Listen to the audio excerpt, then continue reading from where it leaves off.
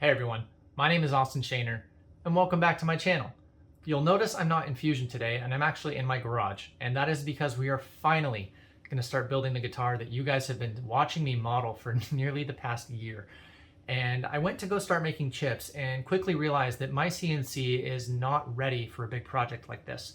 It's not that it's not capable, it's just that it's in dire need of a tune-up.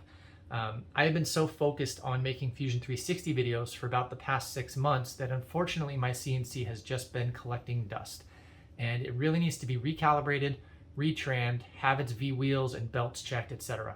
So I thought it'd be kind of cool to start off this series with routine maintenance on our CNCs and how to do that.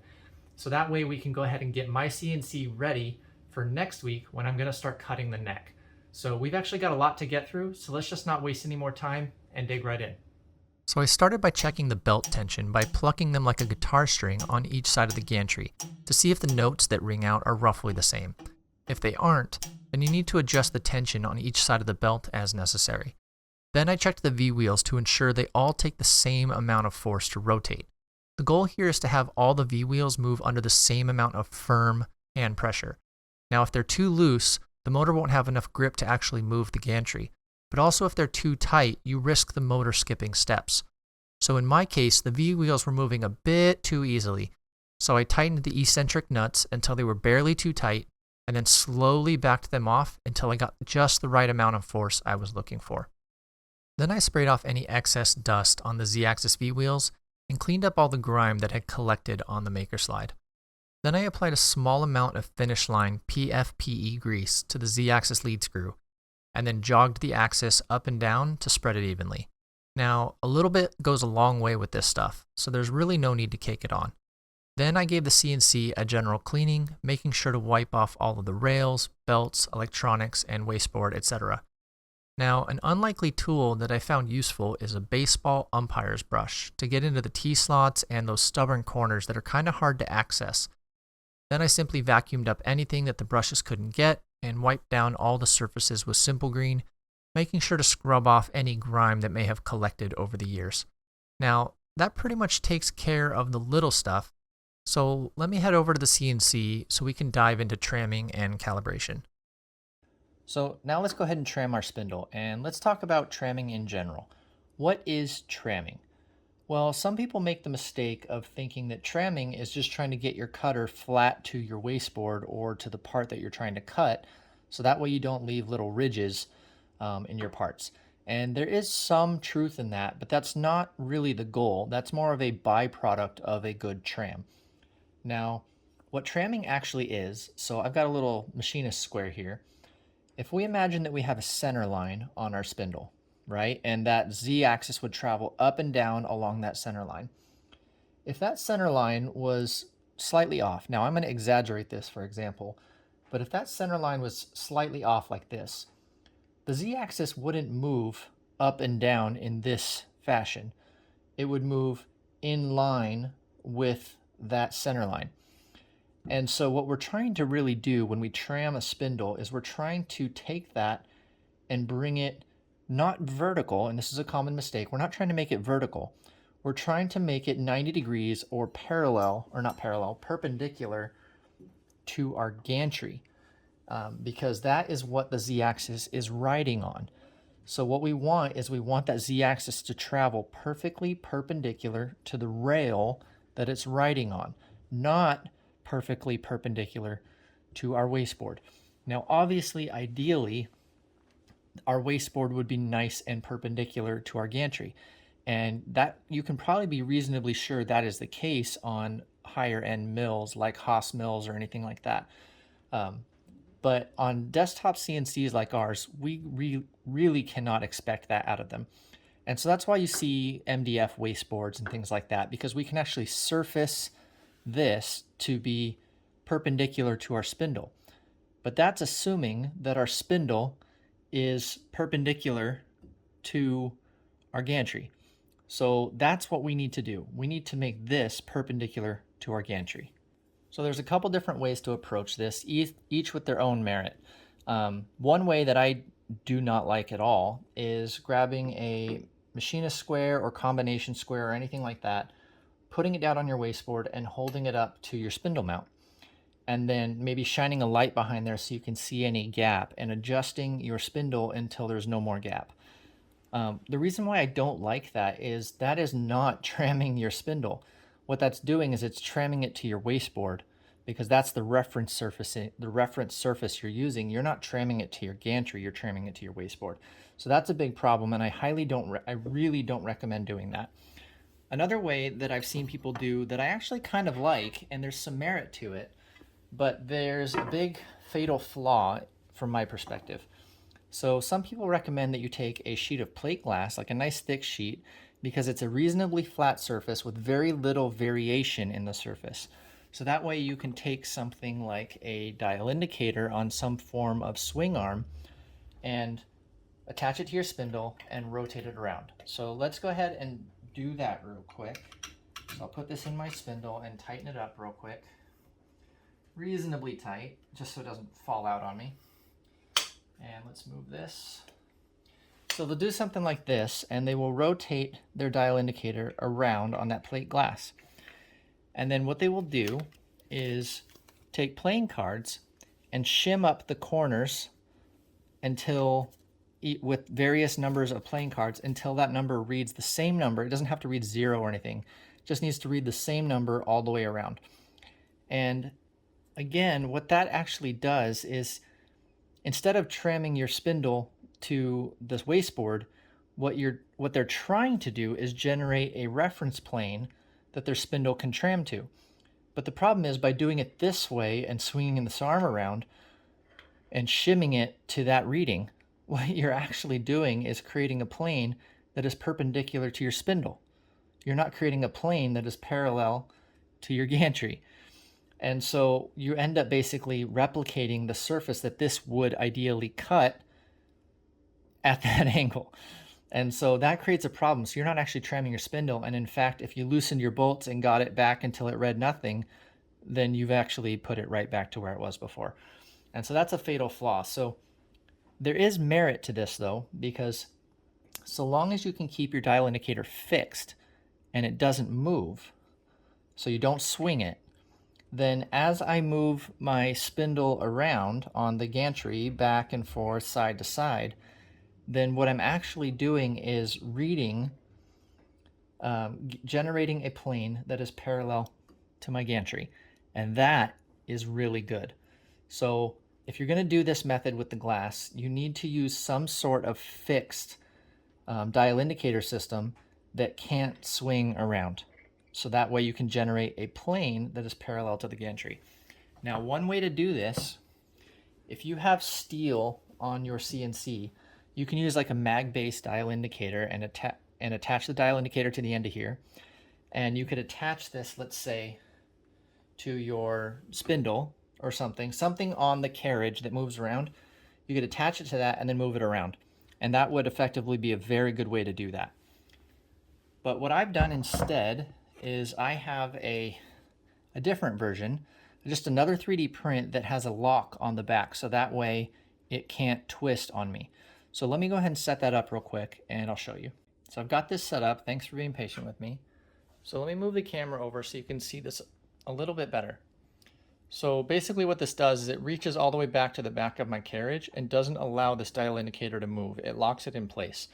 So that way I can move my gantry around and I get an accurate reading all the way around. So let me put the camera back real quick. So we would go ahead and do this method then. So we would maybe write a little program that causes our CNC to sweep back and forth, and then we apply either tape or playing cards or something and get it until that number reads the same all the way around. At that point, we will have a plane that is parallel to our gantry or perpendicular to our ideal tram. And then we would take this out and swap it back out for the swing arm. Once we have that plane established, then we can bring it back and rotate it back and forth and then adjust our spindle. So that way we are adjusting our spindle to a plane that is parallel to our gantry. And that way we will develop a very good tram. So let's go ahead and do that.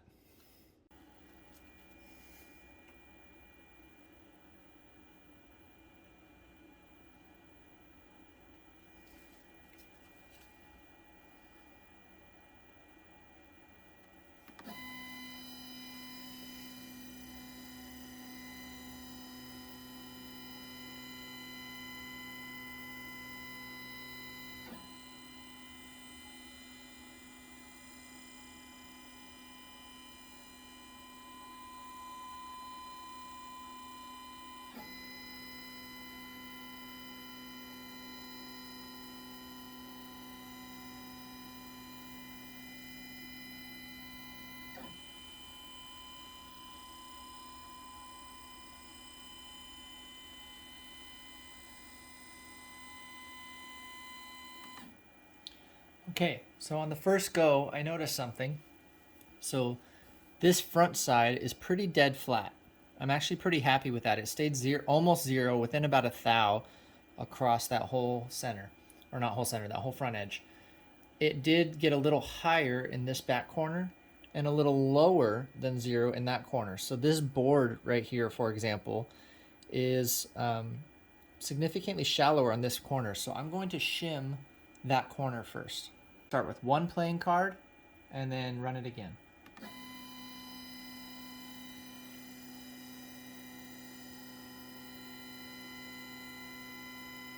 Okay, so it's about 10 thou or 8 or 9 thou high on that back corner. Okay, that's staying reasonably consistent across. It still does drop down a little bit. And then it's still going back to zero up at the front. Within about a thou of zero up at the front.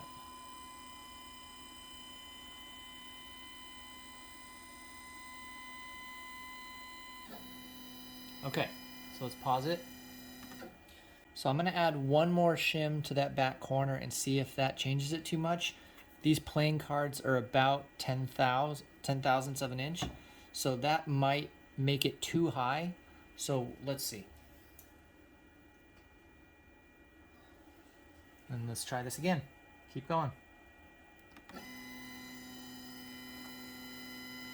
Yep, so it's going to go up to 10 thou in that corner. And yes, it's increasing. So I went a little too high, about 5 thou too high. Okay, it's going to come all the way back, I think, to zero at the front. I'm pretty close to. Yep.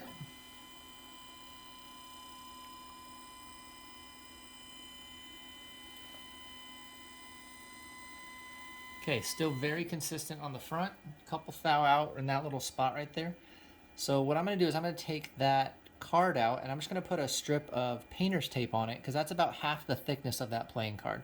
So let's go ahead and pull that out like that.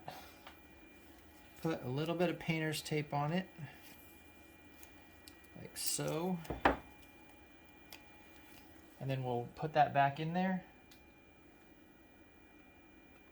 See if I can get underneath there without moving things too much. Come on. There we go. Okay. Oop, I put the other card back in there. I need to just put it on top of the... I don't need that other card. I just need this one. So let's lift that back up, get it under there, and let's try running that and see what happens. Okay.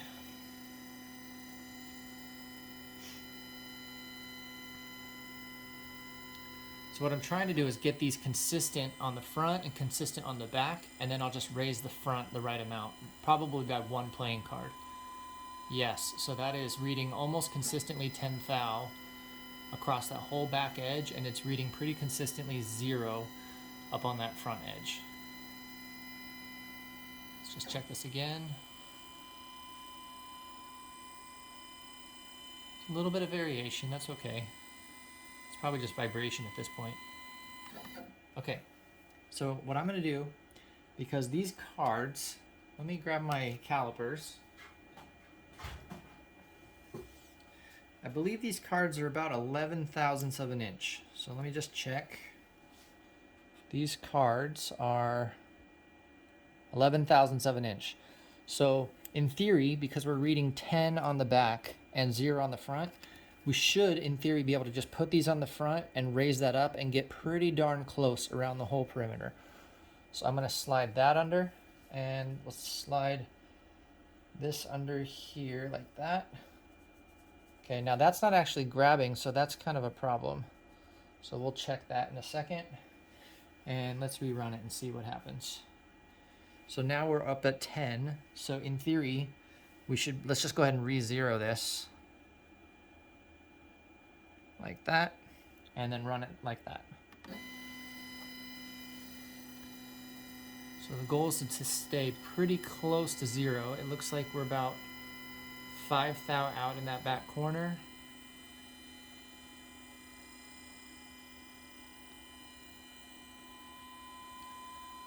Pretty dead on 0 in the back right.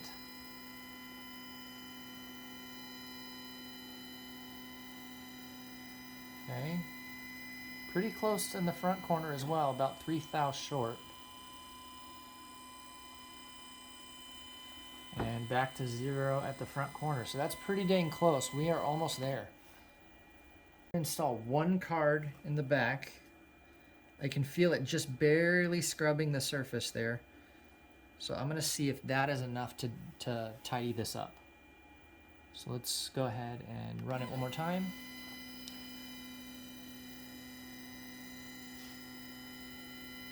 Okay. We're about 3, 4 thou, so I didn't change much there. I think I need to add a painter's tape on that one. Okay, 0. Okay, I think I just need to add some painter's tape to that back left corner and we will be set. It's a little shallow on that side, but not bad. Okay, so let me take this and add a little strip of painter's tape to it, like so. Put that underneath. Just give it a little bit more grip. And then this one is still pretty loose, so I'm going to add a little strip of painter's tape to that because that was a little shallow as well. So it looks like this is our high corner. Okay, let's try that and see if we get any different results. Okay, so we're back at 0. Okay, we are still, oh, we were climbing on that side, so I actually need it to be lower. That was my fault. Yeah, it's gonna go back to pretty close to 0 in that corner. Yep.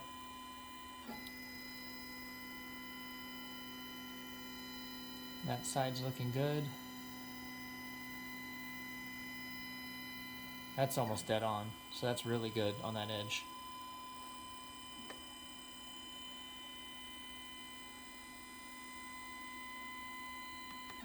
Okay, I'm actually pretty happy with that because that tells me that since these 3 corners are almost dead 0 all the way around that perimeter, and that corner is a little high, then that just tells me that there is a slight, maybe a slight bow in this glass. Because if all 3 corners are good, then in theory, if this was perfectly flat, all 4 would read 0. So I'm just gonna take that, I'm gonna leave that tape on. No, I'll take it off. I'll take that tape off, put that back under there, run it one more time just to double check our results and see what we get. So let's bring this back to 0. Like that, okay, and run it one more time.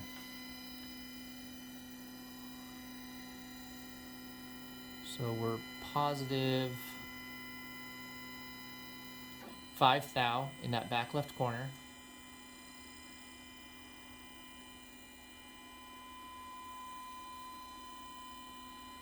We are dead on 0 on that corner.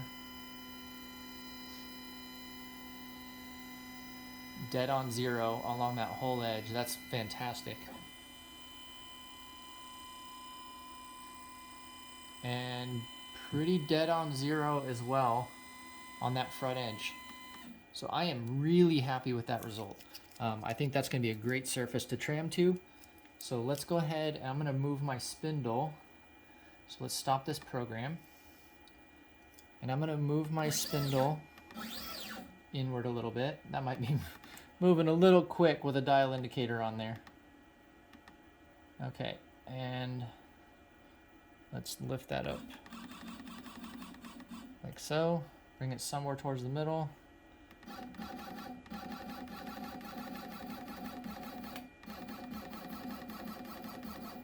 Okay, almost there.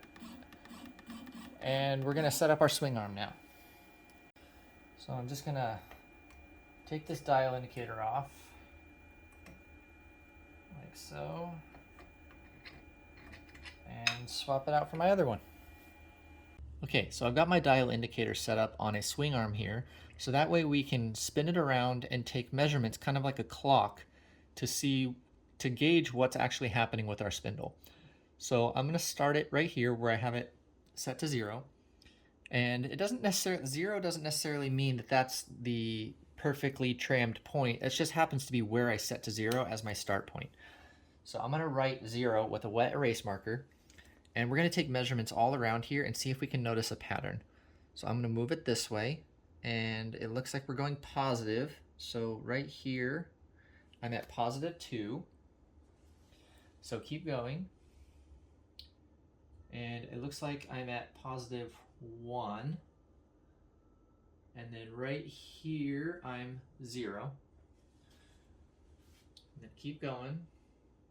And now we're going negative, so we're going back the other direction now.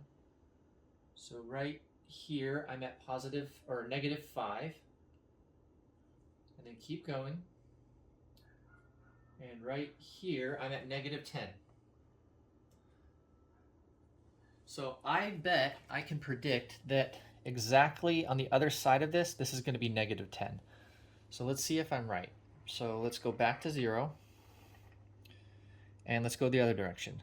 So we've got -2. Keep going. And then we've got -5. And keep going. And then right there, I've got -10. So yes, that is actually already enough for me to know what's going on with this. But let's keep going so we can better visualize this. So let's keep right at that point. We've got -15. Okay. So what I'm seeing here, so let me go ahead and grab the camera and I'll show you guys these numbers so we can see this a little bit better. So dead on, I've got 0, +2, +1, 0. And so what that's telling me is that if I connect a line between these two zeros, like that, that right there is the line where my spindle is perfectly trammed. But that's not in line with our axes, and so that's a problem. And if we drew a perpendicular line coming out from that with an arrow, like this, that is the orientation my spindle is clocked in. So right now it's clocked in this direction. And so what we can do to solve this is we have a -5 here and a -15 on its opposite corner. So basically we're 10 thou out. So what we need to do is we need to get this line to come between those two. And so all we need to do is clock this in their direction so that these two numbers match. It doesn't matter what number they are. It just matters that by the time I get to this side and swing to the other side, that those two numbers will match. And once those match, then we can go ahead and do the opposite one like that and make sure this number and that back number match as well, which will end up effectively moving this line in line with our axes. So let's go ahead and do that. Okay, so I'm going to loosen the bolts on the back of this 80-20 piece. So that way, well, not loosen them all the way. I'm just going to loosen them until they're nice and snug, but I can still get a little freedom of movement out of it. So that way we can go ahead and clock this in this direction.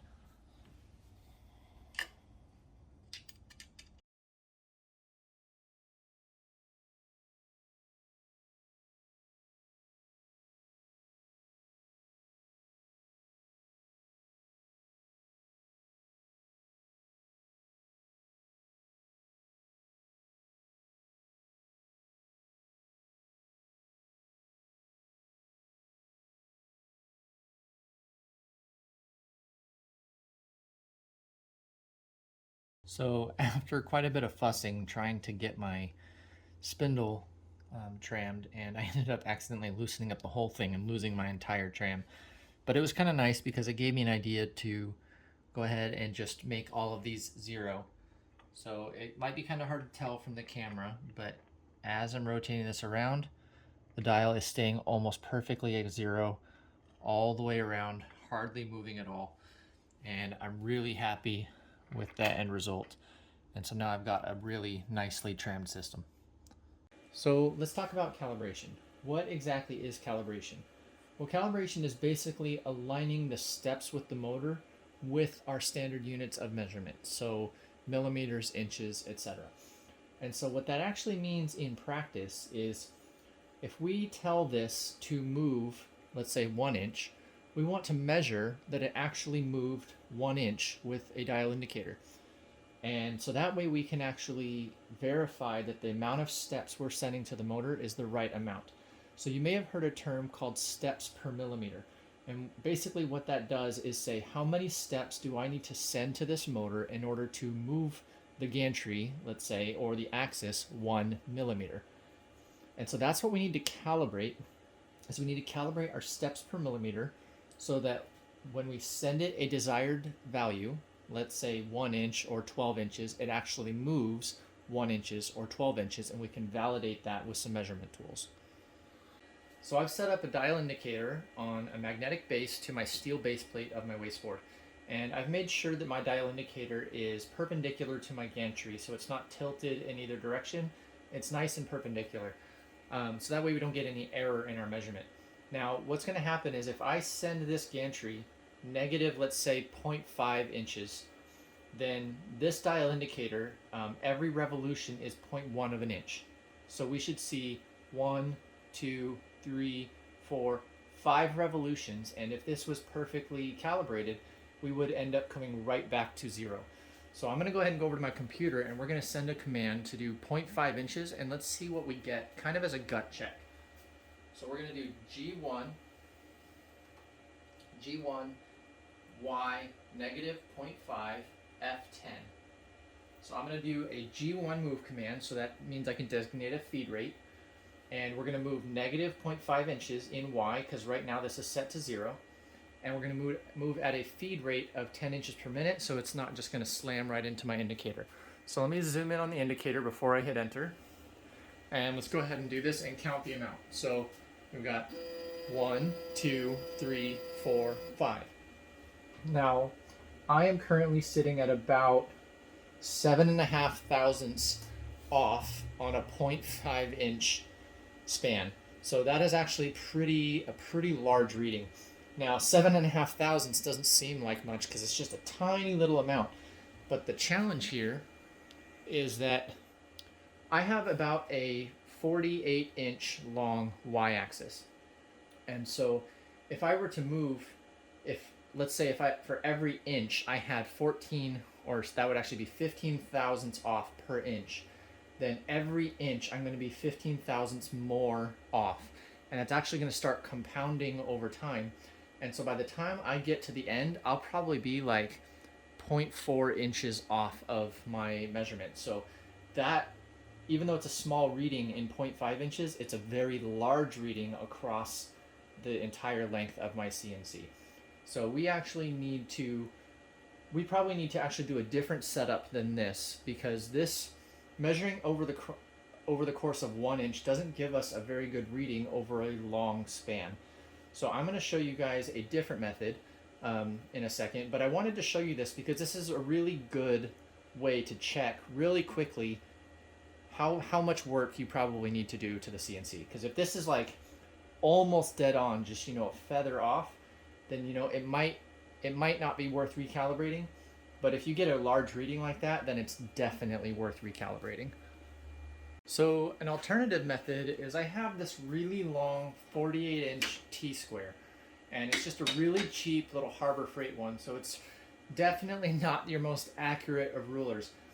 But if it's even like 10 thou out or so, that's okay, because on a long span like this, 10 thou is almost nothing. It'll read 0 right here. So if I'd be completely happy being 10 thou out over the course of 48 inches, let's say. So what I'm going to do is I'm actually going to take my CNC and put on a V-bit, line it up with the 1 inch mark, and then I'm going to send it, let's say, 47 inches. And so that'll send it to the last hash mark on this ruler. And what's cool about that is if I can get reasonably close And I'll use like a little magnifying glass to make sure my V-bit is perfectly lined up with that hash mark. Then I'm going to be really darn close at a pretty long span, which means I will be dead on the dial indicator within a short span. Okay, so I've set up a really fine point tapered end mill. You can see the size of my thumb compared to that. I think it's like 0.5 millimeter at the tip there. And I'm going to go ahead and move that so that it lines up perfectly with this 1-inch hash mark. So we're going to do really tiny increments to start. So let's go in Y. Yep, we're just going to click that way all the way through until we get pretty close. Okay, now I'm going to bring it over in X. Keep going so that we can line up with those other hash marks just in case we're off. Okay, and let's bring it a little bit further in. Now that's pretty close, so I'm going to bust out the magnifying glass, and we're going to do this in 1/1000 increments. So let's see if we can see this a little bit better. Sorry for the shoddy camera work. 1 second. There we go. Okay, that's a little better. So let's go ahead and do Y plus in 1/1000 increments. That's looking pretty good. Let's get this a little bit better lined up. Okay, I think I'm pretty happy with that. I might go just slightly further back. Let's rotate our bit and see if it looks good from all angles. Okay, I'm gonna call that good. And let's go ahead and move this 46 inches back. So I'm gonna do a G1 Y. In fact, let's do 44 inches just in case my calibration is really off. So G1, Y, 44. F, let's do F80. So that way it's going to move fairly quickly for us and we're not spending all day here. So I'm going to pull the camera back and let's go ahead and send it. Okay. So we're going to track it. Going across here.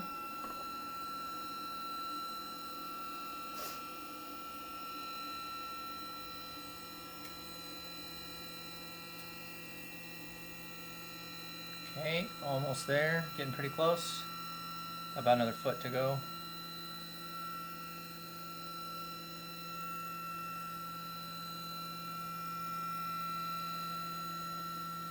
Okay, so we sent it 44 inches, so that actually means that 45 is what we were actually aiming for because we put it on the 1-inch mark. So this is how far off we are.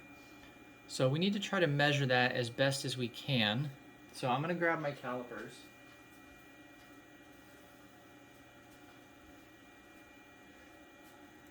Okay, and what we're going to do is I'm going to measure from this bit. Now this is obviously not perfectly scientific, but again, as long as we're reasonably close at a really long distance like this, we will be dead on at a larger value. So let's keep going. Okay, right about there. Looks pretty good. So that should get us in the ballpark. So 0.458. So we're off of a 44-inch send by 0.458. So let's do the math. So switching over to my computer, I currently use CNC JS for my controller software. I find personally that it's a much better console than using easel from Inventables. I have nothing against that software. It got me started in all of this, but this gives me so much more control, and I really like it, and I can't recommend it highly enough. Most controller softwares have some sort of console so that you can type in custom values. Some you may have to go find this in the settings, but if you have a console, what you just need to come in here and type $$. Hit enter. What that'll do is it'll spit out your current steps per millimeter settings, ramp settings, things like that. So what we're looking for are these top 3 values right here. So we've got X steps per millimeter, Y steps per millimeter, and Z steps per millimeter.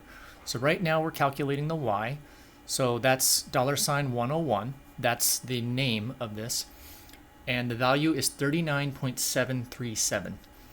And so we actually need 4 values in total to calculate this, and it's actually quite simple math. We need the value that we told it to go. So if I look up here, I told it to go 44 inches, and that's the current position in Y. It actually went 43.458, so that's the second value we need. So we have the desired value and the actual value, and we're going to use that to generate a multiplier. So what we're going to do is we're going to switch over to the calculator, and we are going to say, sorry, delete that.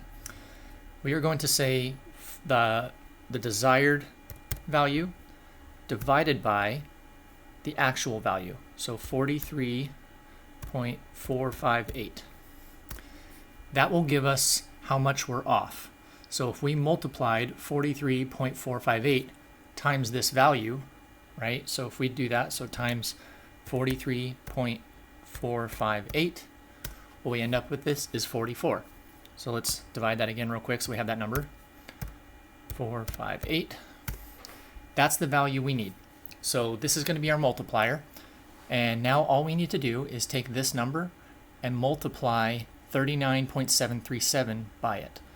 So we're going to say times 39.737. Hit enter. That needs to be our new steps per millimeter. And that will get us really close. It's not a perfect formula. It gets us pretty darn close. The problem is sometimes there's a little backlash and things like that that you might need to compensate for.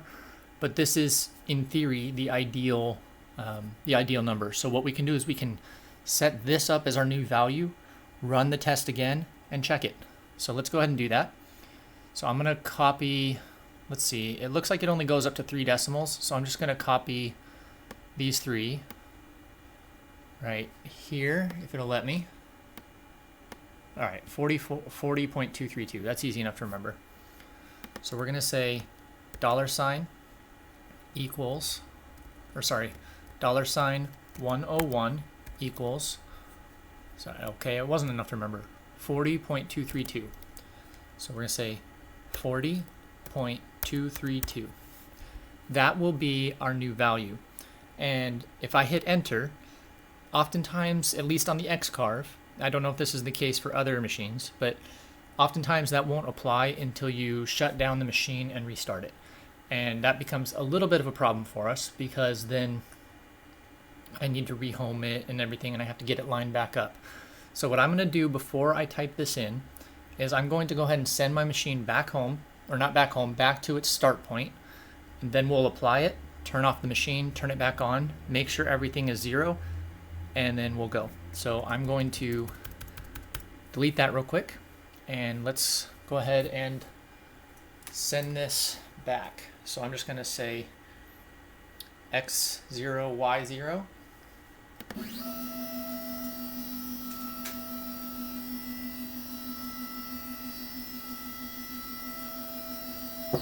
Okay, we are back to our home position. And so we are going to go ahead and type that. So we're going to say $101 equals 40.232. Hit enter. Now I'm going to go ahead and shut off the machine, restart it, and then I'll meet you guys back for the second test. Okay, so as you can see, I've got it back lined up, and one thing to always make sure is that you've made sure you've set your work offsets. There has been so many times that I've done this where I've sent the value over and then I didn't realize that I was at the wrong work offset, and so it gave me a false error and I might have actually been calibrated. That wasn't actually the case in this case, but I've done that so many times and it pulls your hair out. So make sure that you set your work offsets before starting. And so I'm going to just do that again real quick just to make sure that it's done. Okay, and let's go ahead and send it again as a G1 44, or sorry, Y44 F80. Okay, and we're going to send it and pull back a little bit, and let's see if we get any closer. Let me grab my magnifying glass.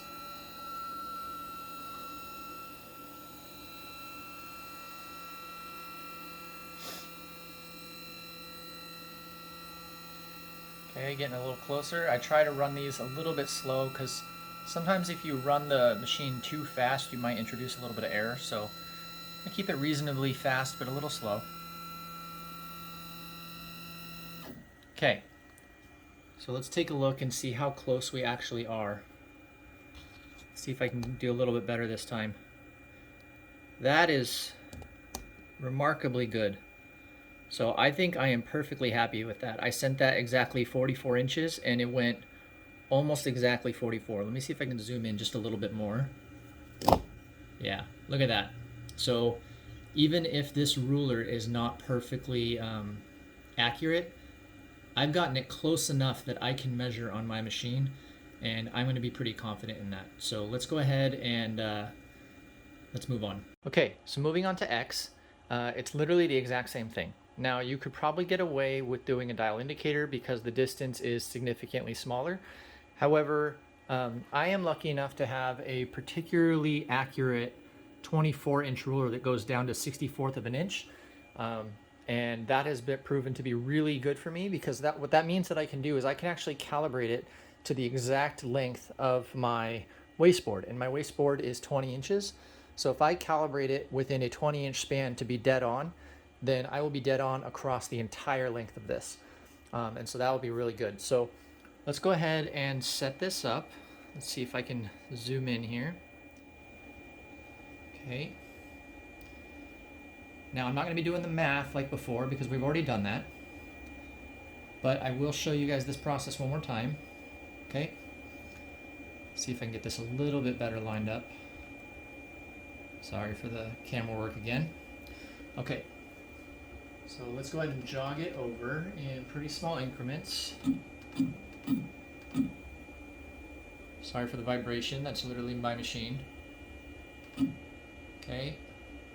And let's go to 0.001. Move that over a little bit. And let's take a look under the magnifying glass. I'm going to bring my Z down a little bit in this case. So we're going to do 0.01 Z minus. Get a little bit closer. Okay.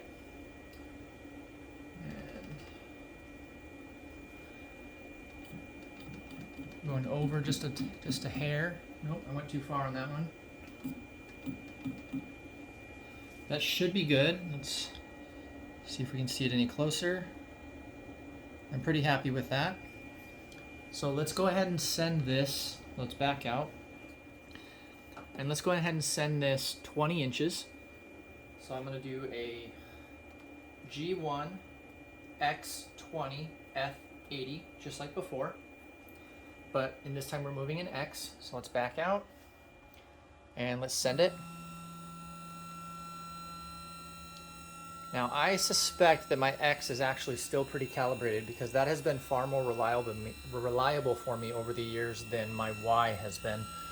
My Y is the one that always seems to give me problems. Okay.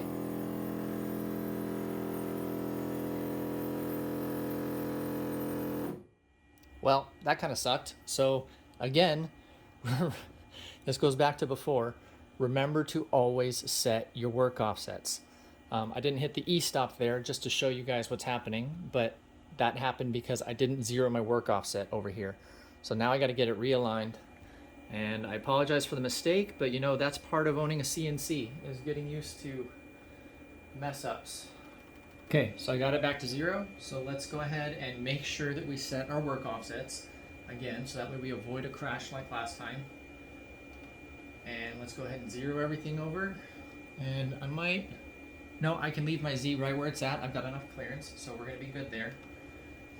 And let's go ahead and send it G1 X20 F80.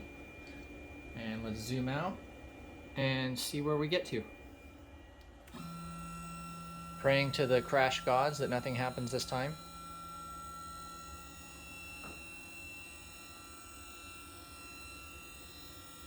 Okay, it's going to be a little bit hard to film over in this corner. I do suspect that my X is going to be far more reliable than my Y is, because just historically it loses its calibration far less often for some reason. So let me see if I can get in there. Yes, that's looking pretty dang good. It's kind of hard to see on the camera. I apologize for the lighting, but from my angle, that's pretty dead on. So I'm pretty happy with that. Sorry for the camera work again. And so we can go ahead and move on to Z. I'm actually just going to leave that be, but effectively, if you wanted to calibrate your X, you just go back in, type $, redo the math, and enter it in and try again. Same thing as before. So now we're going to set up Z, which we are going to be using the dial indicator for. Okay, so the Z-axis is exactly the same thing. The main difference here is that we're using a dial indicator because you can't really use a ruler for this, or at least it would be very difficult and not very accurate. So we're going to be measuring over the course of about 3/4 of an inch, and my Z-axis travel is about 2 or 3 inches or so. I can't remember the exact figure. So if I'm only, a thou out on 3, or let's say 1 inch, then I'm only 3 thou out on 3 inches, and that's perfectly acceptable. So we'll get enough resolution out of the dial indicator here that we can go ahead and use this. So a couple things to keep in mind.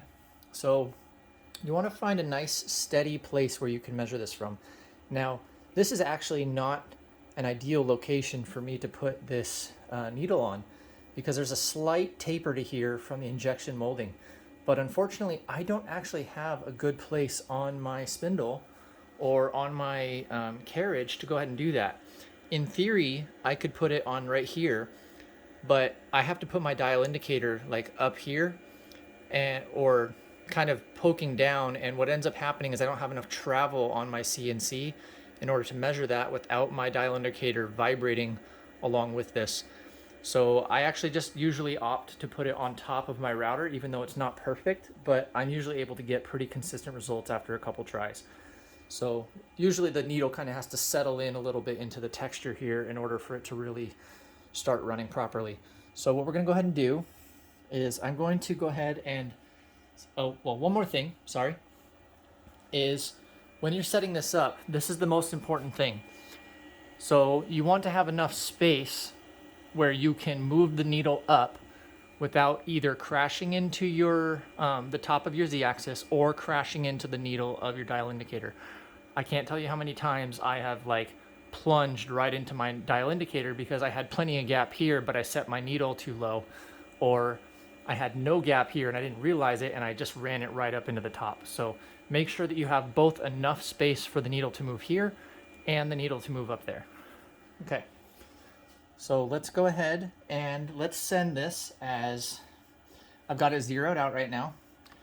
We're going to send this as a G1 Z 0.75. So we're going to raise it up 3/4 of an inch. Actually, let's make it an even number so that way it'll go back to 0. So we're going to send it up let's do 0.8. I should have enough room for that. Yep. So we're going to send it up G1 Z 0.8 inches. And we're going to do let's do F10, and let's see what happens. So we should see 8 full revolutions of that. So let's go ahead and check. So we have 1, 2, 3.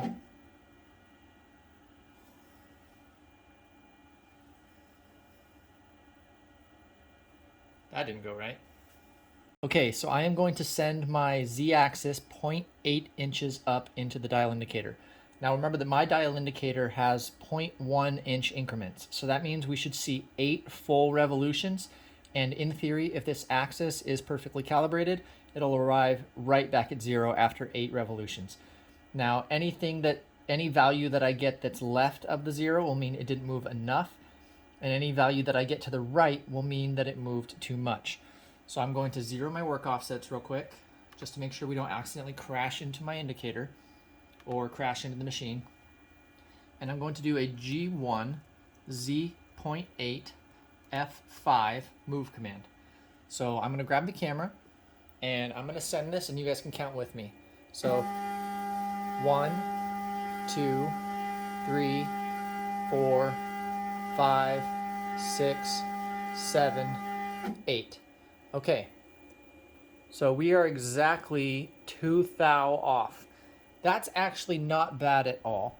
That tells me that over the course of about, I think my Z-axis has around 3 inches of travel. That means I'd probably be fairly close to about 10 thou off. Yeah, around there, because we only moved it 0.8 inches. We didn't move it a full inch, so there's probably a little bit more. So that's okay. That's probably not worth calibrating, but again, I'm just gonna go ahead and do it anyway since I'm already here. But remember, the math is really simple. So you just take your desired value that you sent it, so that's 0.8, and you divide that by the amount that it actually traveled. So in this case, it traveled 0.798 inches. And so that will give us our multiplier. And then we just multiply our current steps per millimeter times that number, and that will compensate and give us our new steps per millimeter number. So I'm gonna go ahead and do that real quick off camera. I'll be back and let's see if we get any better results. Okay, so I've gone ahead and applied it. Now what I'm gonna do now is I'm gonna zero my work offsets right where it's at. And then I'm going to do 1 thou increments, and we're gonna move this up until it's at 0 and then re-zero our work offsets.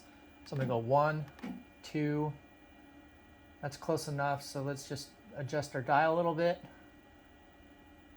Okay, that's better. Okay, so that is 0. So now we're gonna re-zero our work offsets again. So now we're starting from fresh, and now we're going to send it negative 0.8 and see if we get back to 0. So let's go ahead and do G1, Z negative 0.8, F5.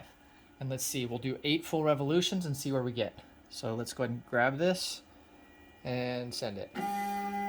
1, 2, 3, 4, 5, 6, 7, 8. Now, okay, something went wrong because now I'm moving too far, and if this goes too far, I'm gonna need to hit my E-stop. Oh, I did. Okay, again, make sure that you type things right. I just checked my value and I typed Z negative 8 inches rather than 0.8 inches. So I'm glad I stopped that before it ran off the end of my rails, and otherwise that would have been a big problem. So, you know, again, this happens and you're probably gonna run into this. So I'm not gonna edit this out. So let's just go ahead. I'm gonna reconnect my machine, and I'm gonna jog this up back to 0, and we'll start at the bottom and work our way back up and make sure I type the right amount this time. So I'm gonna move in 0.1 inch increments until we start to touch. Okay, we're touching, so let's do in 1 thou increments. Oop, that was 0.01 increments. Let's go up. Okay, that's close enough. Let's adjust our dial. A little bit more. Okay, that's dead on 0. So let's re-zero our work offsets. Sorry about this. I hate it when this happens, but this happens every time I do calibrations for some reason. So let's do G1, Z 0.8, correct, there we go, F5. And let's see if we get any better results. Just double checking, yes, it is 0.8. Okay, so 1, 2, 3, 4, 5, 6, 7, 8. And we went almost right back to 0. I am completely happy with that. That's more than close enough for what I'm going to be using it for. So I'm going to call that calibrated.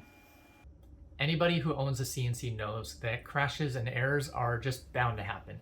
And contrary to popular belief, CNC machines aren't intelligent in any way. And in fact, they're incredibly stupid. They will do exactly what you tell them to do. And if you're like me and you tell it to do something incredibly stupid, well, you're gonna have a bad time. Now, I've owned the CNC for nearly 7 years, and I still run into this issue almost every time I run this machine. And it's infuriating. But it's also strangely part of the fun of owning a CNC, because every time you crash the machine or cause an error like that, you learn a little bit more about your CNC and you become a slightly better machinist. So that being said, my CNC is finally tuned up and ready for this project. So don't miss out on the next video where we're going to be surfacing the wasteboard, cutting the fixture for our neck, and also finally machining the neck. So thank you all for coming. This is Austin, signing out.